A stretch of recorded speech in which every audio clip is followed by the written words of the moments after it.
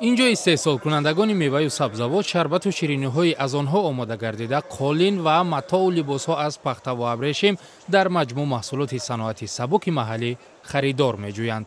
برکت اسفر بزرگترین کارخانه کارکرد میوه و سبزیجات محلی در شمال تاجیکستان است که اقتدار ماهانه آن کارکرد 250 تن میوه و سبزیجات است.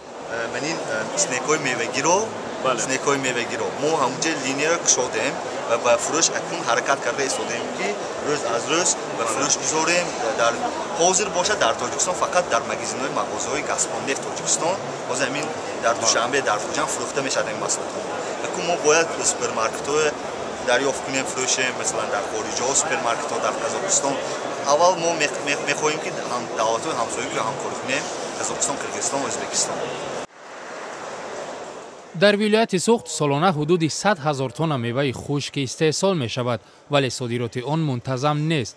تاجیکستان با بازار کشورهای غربی و خارجی دور راه مستقیمی برآمد ندارد و توسط کشورهای سوم راه می جوید. از جهت دیگر مالها نیز از نگاه نمود بازارگیر و رقابت پذیر نیستند و در گرفتن صفتنامه‌های بین المللی نیز مشکل دارند.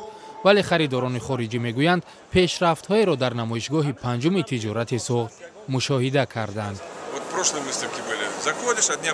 قبلا در تالار نمایشگاه بیشتر میوه و زردآلو بود ولی امسال در برابر زردآلوی تر و خشک که یک برند میوه خوش‌صفت تاجیکستان است محصولات صنعتی سبک هم پیدا شده است. معلوم است که منطقه رو به رشد دارد و ما با قناعتمندی بزرگ در خوجند برنامه نوسازی خط تریلبوس را روی دست داریم.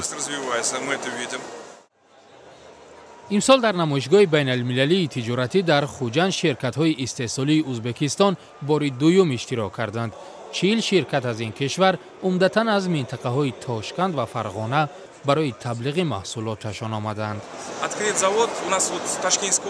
ما در تاشکند کارخانه استحصال ترانسفورماتور داریم و پیشنهاد گرفتیم که چنین کارخانه مشترک را در تاجیکستان نیز باز کنیم. همچنین در بخش صنعت سبک در استحصال قسم‌های احتیاطی برای نقلیات، تکستیل و تجارت نیز پیشنهادهای به راه ماندن همکاری گرفتیم.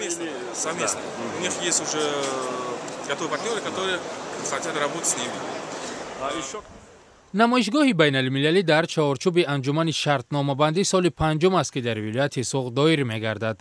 این محفل‌ها یگانه امکانیت است که تولید کنندگان و فروشندگان و خریداران و شریکان همکاری را از تاجیکستان و روسیه و ازبکستان و چندین کشور دیگر پسا شوروی با هم روبرو می‌کند.